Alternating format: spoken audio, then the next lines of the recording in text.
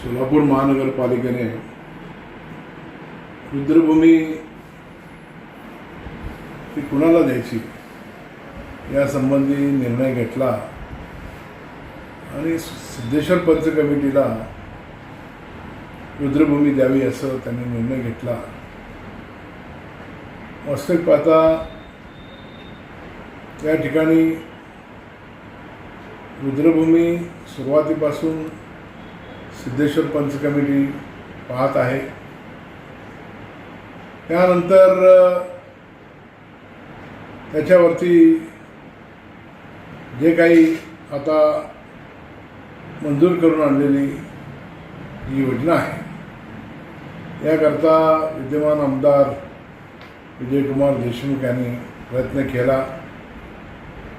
याबद्दल महानगरपालिकेचा तो निर्णय जो आहे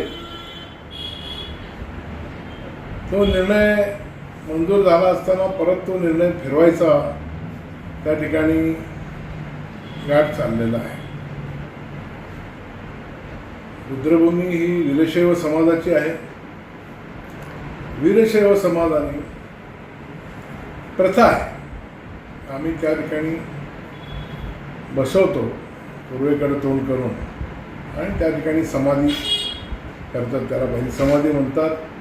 आणि त्या बैल समाधी करता जी जागा लागते ती त्याचं जे काय आहे खोदणं किंवा बुजवणं किंवा त्याच्याकरता जे काही नोंदी ठेवणं हे सगळं आजपर्यंत पंच कमिटी करत आलेले आहे। आता हे जे मंजूर झाल्यानंतर याबाबतची माहिती घेतली असता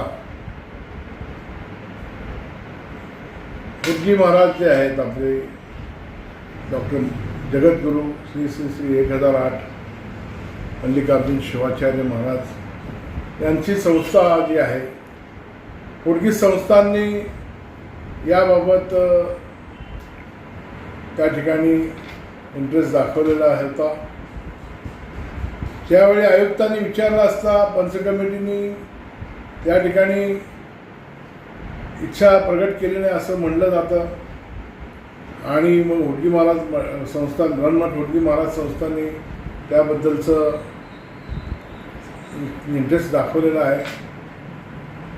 तर हा प्रश्न जो आहे तो वीरशैव समाजाचा आहे आणि याबाबत नेते मंडळी आहेत, मग याच्यामध्ये विजयकुमार जे आहेत, समाजाचे धर्मराजी काढादे आहेत, समाजाचे इतर ज्येष्ठ मंडळी आहेत, पंच कमिटीचे मंडळी आहेत किंवा आणखीन पंचाचार्य मंडळी आहेत, आमचे सगळे जगद्गुरू आहेत।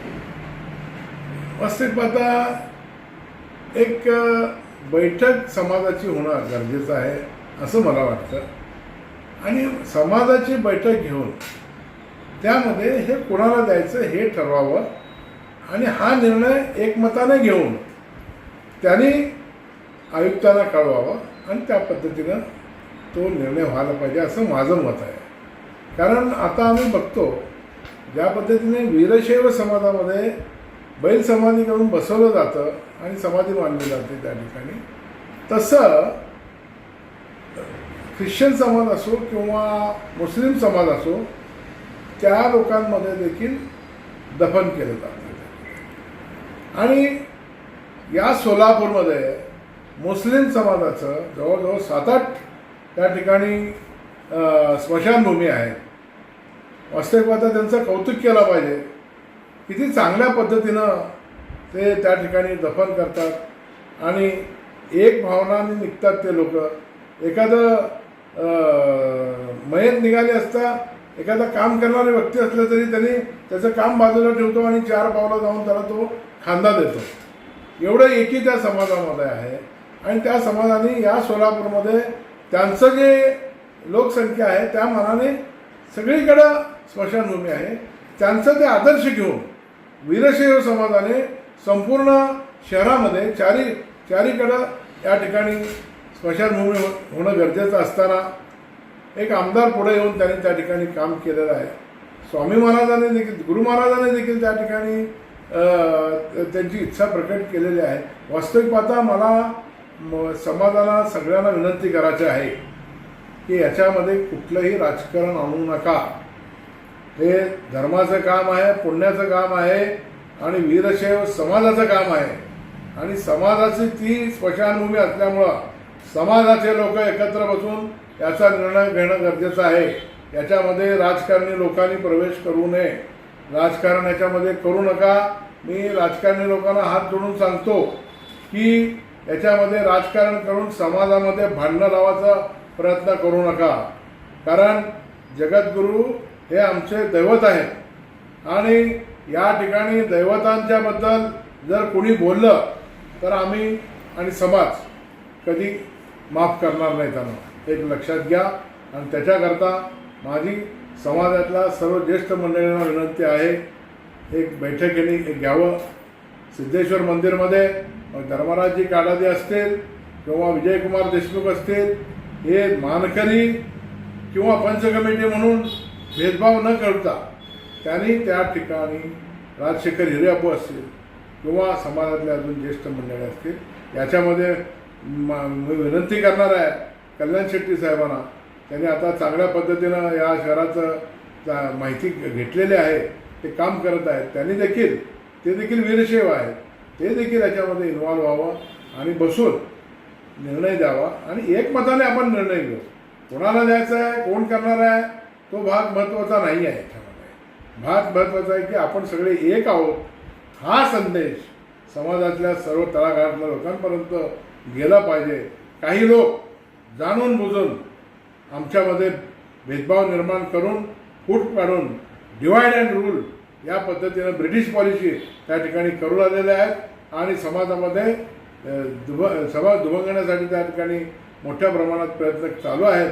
याला कोणी समाजातल्या लोकांनी बळी पडता कामा नये. आणि माझी सगळ्यांना हात जोडून विनंती आहे की आपण सगळेजण एकत्र या. आणि माझं तर म्हणणं आहे, एखाद्या ज्येष्ठ वीरेश स्वामीसारख्या माजी कुलगुरूंच्या नेतृत्वाखाली त्यांनी मिटिंग घ्यावं, निपक्ष पार्टी त्या ठिकाणी बसून पाहावं आणि बसून चर्चा करून हा प्रश्न सुटला जातो. तसा हा प्रश्न फार मोठा नाहीच आहे. याच्यामध्ये राजकारण शिरल्यामुळं ह्याला उगा हवा मारून मोठं करायचा प्रयत्न चालू आहे. हा प्रश्न मोठा नाही आहे. कारण नसताना जगद्गुरूंना, गुरु महाराजांना ह्याच्यामध्ये ओढू नये आणि त्यांचा काही संबंध नाही. याच्यामध्ये काही संबंध नसताना गुरु महाराजांना या ठिकाणी जर कोण बदनाम करून त्यांना ओढायचा प्रयत्न केला तर त्यांना आम्ही माफ करणार नाही, एवढं लक्षात घ्या. आणि परत एकदा मी सांगू इच्छितो, समाजातल्या ज्येष्ठ लोकांनी एकत्र बसावं, बाकीचं कोणाला बोलू नये, फक्त समाजातल्या लोकांना बोलवावं आणि बसून याच्याबद्दल निर्णय घेतला त्याच्यातून तोडगा निश्चित निघू शकतो असं मला या ठिकाणी सांगायचं.